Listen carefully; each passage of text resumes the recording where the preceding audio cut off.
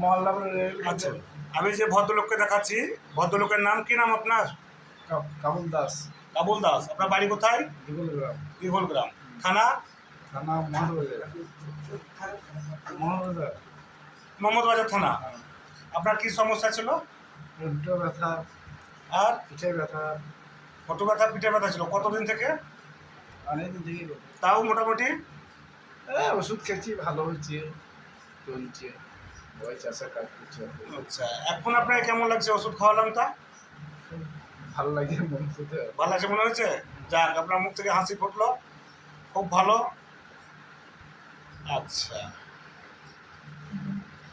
Video করিলে দাদা ছেড়ে দাও। ছেড়ে দেবে তো। যাক